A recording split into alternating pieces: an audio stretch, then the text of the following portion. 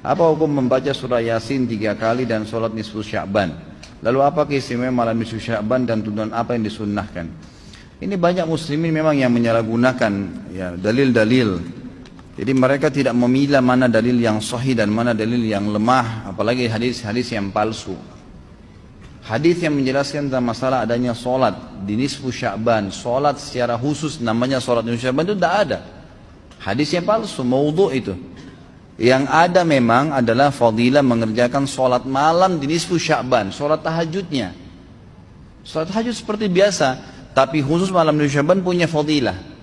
Karena disebutkan dalam sebuah riwayat yang sahih bahwasanya Aisyah radhiyallahu anha pernah mendapatkan giliran nginapnya Nabi SAW di rumahnya. Terbangun tengah malam, dia melihat Nabi SAW tidak ada di sebelahnya. Maka Aisyah radhiyallahu anha terbawa rasa cemburu. Dia memakai bajunya kemudian mengelilingi rumah-rumah Nabi yang lain, ya, istri Nabi yang lain, takut Nabi ada di sana gitu. Diketukin satu-satu, ternyata nggak ada. Lalu Aisyah tergopoh-gopoh pergi ke masjid mendapatkan Nabi SAW sedang sholat. Begitu Nabi SAW lihat Aisyah lagi ngos-ngosan jalan gitu kan, kena buru-buru, kata Nabi SAW, wahai Aisyah, kau cemburu lagi? Ini adalah malam nisfu Sya'ban. Artinya saya sholat malam ini karena ini adalah nisfu Sya'ban. Ini hadis yang sahih, gitu kan? Dan memang dianjurkan oleh para ulama, mereka mendirikan sholat malam di malam nisfu Sya'ban itu sholat tahajudnya. Tidak ada malam khusus, tidak ada sholat khusus namanya malam nisfu Sya'ban. Di siang harinya dianjurkan seseorang berpuasa, karena Nabi SAW memang memperbanyak puasa. Terlebih lagi nisfu Sya'ban itu, ya kenanya malamnya itu berarti puasa tanggal 14. Kalaupun nisfu Sya'bannya malam hari ke-15, dan kita tahu ada puasa Iyamul Bid, ada 13, 14 dan 15. Itu kita dianjurkan puasa 3 hari, kan gitu. Tapi tidak diniatkan khusus puasa nisfu Sya'ban, khusus puasa itu. Karena memang secara umum Nabi SAW puasa sebulan penuh di bulan Sya'ban. Kalau masalah membaca surah Yasin, ini tidak asing lagi kalau di Indonesia. Semua harus surah Yasin.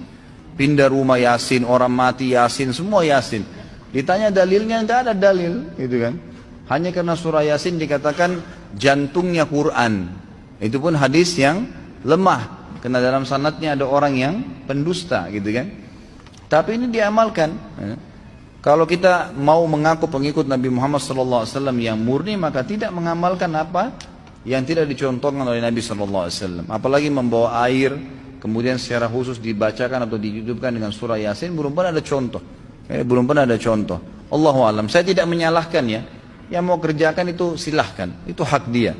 Tapi saya pribadi menyarankan, apalagi jemaah yang ikut dengan pengajian saya atau yang mendengarkan ceramah kita, murnikan ibadah kembali kepada Nabi SAW. Nabi SAW tidak menghembuskan nafas terakhir kecuali sudah mengajarkan semua yang kita butuhkan. Jadi tidak perlu ditambah. Kalau kita tambah seperti kita sedang mengatakan, maaf Rasulullah, saya lebih faham daripada anda. Nabi nggak pernah baca Yasin 3 kali di malam nisfu Sya'ban, nggak apa-apa kan, bagus. Loh, Nabi mau nggak pernah lakukan. Nabi yang nerima dari langit wahyu nggak pernah lakukan, nggak apa-apa. Berarti sama saja anda bilang, maaf Rasulullah, saya lebih ngerti. Itu. Ini keliru, nggak boleh. Itu. Jangan tambah-tambah agama, biarkan dalam keadaan murni. Sedangkan murni saya sudah banyak sekali yang kita bengkalekan, apalagi kalau ditambah-tambah gitu.